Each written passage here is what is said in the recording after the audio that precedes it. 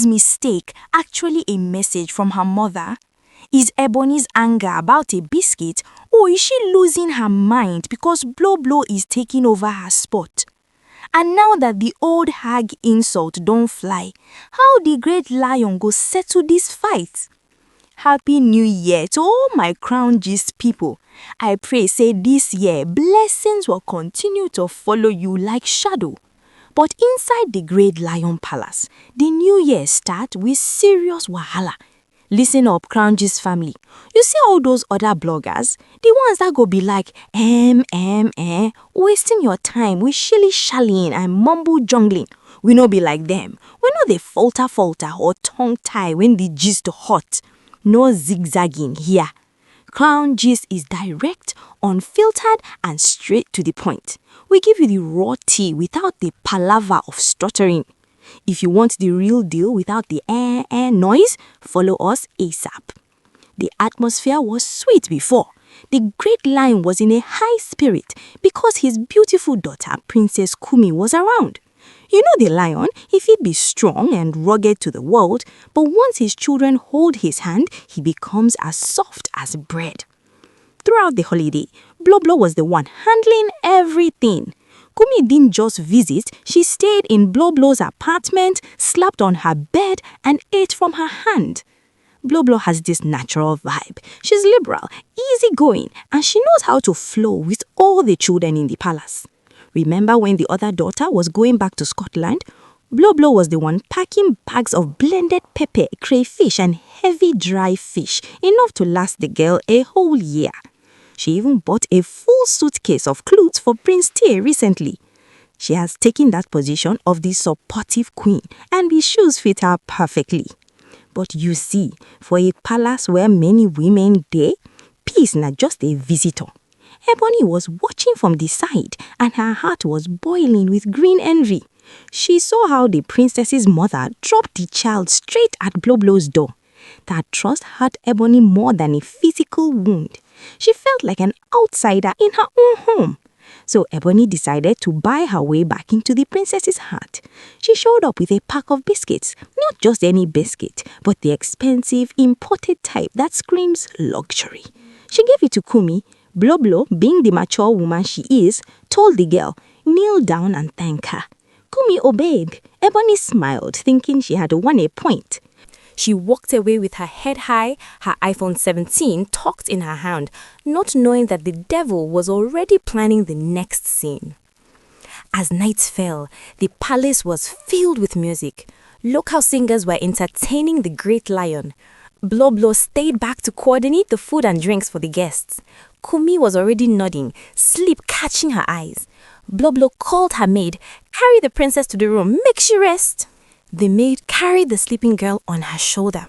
As they walked down the long, dimly lit walkway that connects the apartments, something fell. Thud! It was the expensive pack of biscuits. Maybe Kumi's hand loosened in sleep, or maybe she just didn't want it. The biscuit stayed there, lonely on the cold floor. Ebony's camp saw it. They didn't just see a biscuit, they saw an insult. They picked it up and ran to Ebony. "Look, they threw your gift on the floor." Ebony didn't wait to hear all. She didn't ask if the pikin was sleeping. She just exploded. She waited for Blowblow to finish with the great lion. The moment Blowblow stepped out of the chambers, the darkness of the walkway was lit up by Ebony's rage. "You old hag!" Ebony screamed. Her voice echoed through the hallway. "You think you are winning? You are the reason I am struggling. Your jealousy is what brought me down. Your jealousy is what brought me down." Blowblow stopped. She looked at Ebony, her eyes calm but dangerous. It was the new year and she didn't want to stain her hands. She tried to walk away, but Ebony was not done. This wasn't about biscuits anymore. This was about years of bottled up hate. Blowblow tried to walk away, her steps measured, her heart pounding a frantic rhythm against her ribs. She was a woman of peace, especially on the first days of a new year. But Ebony's voice, sharp and venomous, pierced through the palace's quiet like a rusty dagger. Don't you dare walk away from me, you witch! Ebony shrieked, her eyes blazing with an unholy fire. You think because the great lion is entertaining his small children, you can disrespect me? You think I don't know what you are doing, poisoning minds against me? That biscuit on the floor, it was your handiwork, wasn't it? You told the child to throw it away. You want to make me look bad? You want to destroy me? Her words were a torrent of accusations, each one laced with years of perceived slights and imagined betrayals. The air around them crackled with an ominous energy. Blowblow stopped, her back still to Ebony. She took a deep breath, trying to summon the patience she was known for. Ebony, she said, her voice low, a warning in its tone. It's a new year. Let's not start with this kind of negativity. The child was sleepy, the biscuit fell. It was an accident. Accident? You call that an accident? Ebony scoffed, moving closer, her shadow falling over Blowblow. You think I'm stupid. You think I don't know how you operate. You smile in people's faces, but your heart is black like charcoal. You pretend to be the good wife, the caretaker, but all you want is to usurp my place. You want to be the only one shining in this palace. The accusations hit Blowblow like tiny stones, each one stinging. She finally turned, her face a mask of controlled anger. My place, Ebony? I am simply being myself. I am taking care of the children, so put in my husband. If that makes you feel threatened, then the problem is with you, not with me. Oh, so now I am the problem. Ebony laughed, a harsh, grating sound that bounced off the polished walls of the palace. You think I don't know how you cozy up to the children's mothers, how they bypass me, the queen, and bring their children straight to my apartment? You think I don't know you are using those children to climb over me? Blowblow's eyes narrowed. This was deeper than a biscuit. It was about power, about status, about a twisted perception of loyalty and love. Ebony, you are imagining things. The children are comfortable with me. Their mothers trust me. That is all there is to it. Trust you? Ebony exploded, her voice reaching a hysterical pitch. They trust you because you connive with them. You backbite me. You kill them lies about me. You've always been jealous of me, of my beauty, of my connection with the great lion. That's why you are so happy to see me struggling now, isn't it? You gloat in my pain. The word gloating struck a nerve. Blowblow felt a sort of indignation. She had always tried to maintain a respectful distance, even when Ebony's erratic behavior made it difficult. I have never gloated in your pain, Ebony, Blowblow said. In fact, I have prayed for you. I have wished for peace in this palace. But you seem to be determined to drag everyone down with you. Drag everyone down? Look at yourself, you barren old hag. Ebony spat, the insult flying like a poison dart. You have nothing. No real child of your own, so you try to steal other people's children. That's why you are so desperate to be loved by them. That was it. The barren old hag comment was the final straw. Blowblow's face went rigid. A dangerous glint appeared in her eyes. For years, she had enjoyed Ebony's taunts, her jealousy, her endless drama. But this insult, hitting her where she was most vulnerable, was unforgivable. Ebony, Blowblow said, her voice now dangerously low, a stark contrast to Ebony's shrill tones. You have crossed a line. You can insult me, you can accuse me, but you will not talk about my personal life. You will not talk about what God has or has not blessed me with. Oh, I will talk about it, Ebony sneered, closing the gap between them. Her hands balled into fists, her body trembling with unadulterated fury. You are nothing but a shell of a woman, a barren shell trying to steal the light from real mothers. You are a fraud. Then, with a sudden violent movement, Ebony lunged. Her hand shot out, grabbing at Blowblow's expensive, intricately tied scarf. She pulled hard, yanking it off Blowblow's head with a triumphant snarl. The silk flew through the air, landing softly on the floor, a symbol of the peace that had just been shattered. Blowblow gasped, more in shock than pain. Her hair, usually neatly tucked away, tumbled down around her shoulders. Her eyes, filled with a mixture of disbelief and pure rage, met Ebony's. "How dare you?" she roared, her voice echoing the lion's own ferocity. Ebony, high on adrenaline and the thrill of the attack, raised her hand. Her intention was clear. She was going to slap Blowblow across the face. But Blowblow was quick. Years of navigating the complex politics of the palace had sharpened her reflexes. As Ebony's hand swung through the air, Blowblow instinctively moved, twisting her body to avoid the blow. In that split second, as she dodged, her hand shot out. It wasn't a calculated punch or a deliberate strike. It was a defensive reflex, a desperate attempt to create space, to push Ebony away from her. Her open palm connected not with Ebony's body, but with something hard and sleek that Ebony was still gripping tightly. Crack! The sound was sharp, sickeningly loud in the sudden silence. It wasn't a slap, it was the sound of glass shattering. Ebony's eyes widened, her mouth hanging open in a silent scream. Her precious iPhone 17, the symbol of her status and her connection to the outside world, flew from her grasp. It tumbled through the air in slow motion, a glittering cascade of metal and glass. Bash! It hit the high-tiled floor with a sickening crunch. The screen, which was once a vibrant display of colors, now looked like a spider's web, fractured into 1,000 tiny pieces. The sleek device lay there broken and useless, its lights gone, its power shattered. A gasp went through the few palace staff who had been drawn by the shouting. They had been watching from a distance, too afraid to intervene in a fight between two of the great lion's wives. But the sound of the shattering phone seemed to break their paralysis. Ebony stayed at her broken phone, then at Blowblow, then back at the phone, her face a mixture of horror and fresh fury. "My phone! You broke my phone! My brand new iPhone 17! You did this!" she shrieked, bending down to cradle the shattered device like a wounded bird. Blowblow stood, breathing heavily, her chest heaving. The initial shock had given way to a cold, hard anger. "You started this, Ebony. You attacked me. You ripped my scarf off. I was defending myself." "Defending yourself? You attacked my phone.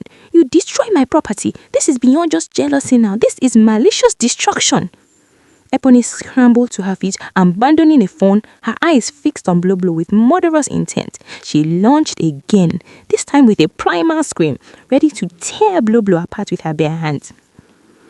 But before she could reach Blowblow, strong arms grabbed her. The palace guards, finally intervening, pulled her back. Another group of staff rushed to Blowblow's side, trying to calm her down. The great lion's chambers were not far away. The shouting, the screams, the shuddering sound, it was impossible for him not to have heard. The palace was usually a quiet dignity. This kind of public spectacle was unheard of, a direct challenge to his authority. Blowblow, still steaming, pointed a trembling finger at Ebony. "Let this be a warning, Ebony. You will not insult me. You will not attract me, and you will not touch my head again. I will not stand for this. This is not over."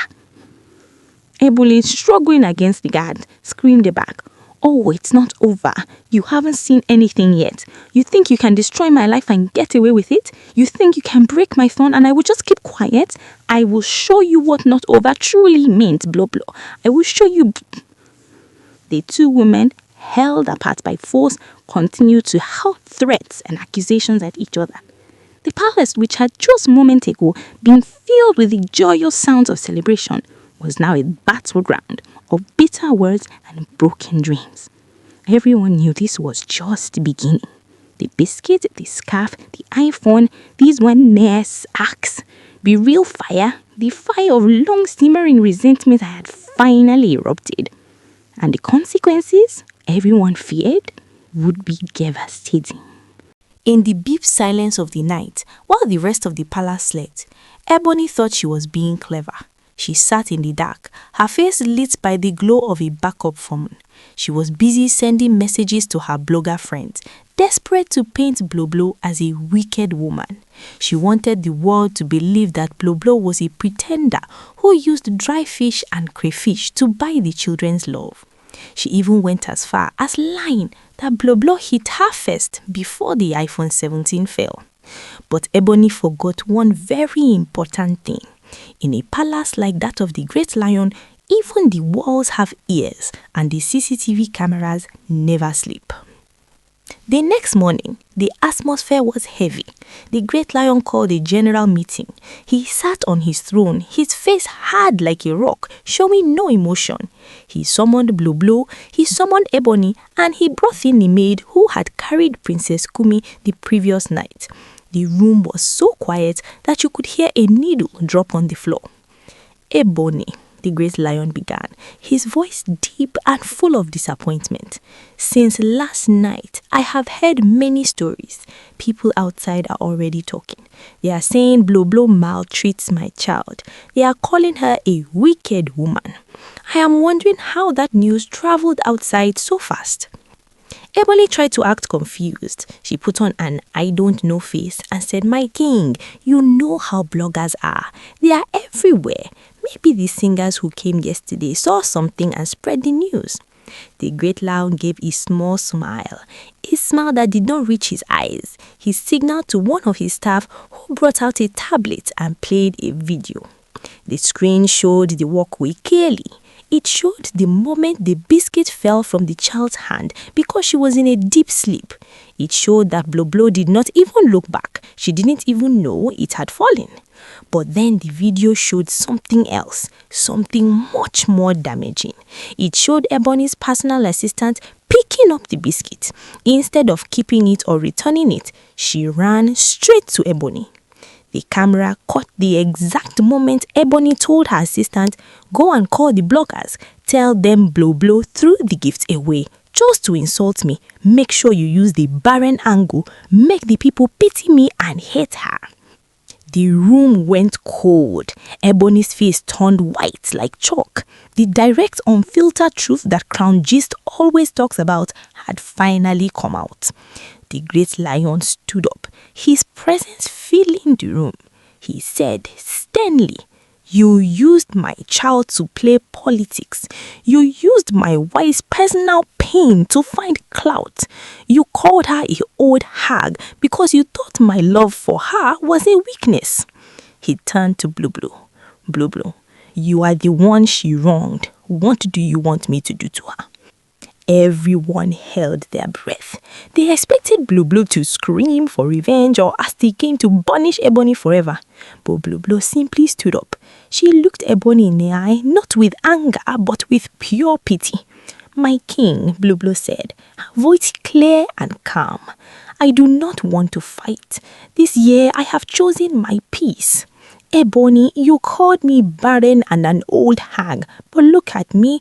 I have the love of the children, I have the trust of their mothers, and I have the respect of the king. If being barren means I have this kind of heart, then I accept the name, but I will not let you use me for your games again." Blowblow then turned back to the great lion. "From today, I am taking a step back. I will still love the children, but I will no longer be in charge of everything. Let Ebony handle some of the responsibilities, since she feels I am stealing her shine. Let us see if she can provide for everyone with that her iPhone 17 attitude." The great lion nodded in agreement. He gave his final judgment. Ebony was ordered to apologize to the princess's mother for using the child's name in a lie. She was suspended from all palace activities for 3 months. No parties, no guests, and definitely no bloggers. As for the broken iPhone 17, the great lion looked at the shattered device and said, "Since you love your phone more than peace, you will use that broken screen for the next 6 months. No new phone for you." As the meeting ended, Blowblow walked out with her head held high. She didn't need to shout or scream or like those other bloggers. She was direct and straight to the point. Ebony was left there standing, holding a shattered phone and a ruined reputation. She realized that you can buy expensive biscuits, but you can never buy the kind of grace that Blowblow carries. The palace returned to peace, but the lesson was clear for the Crown Gist world.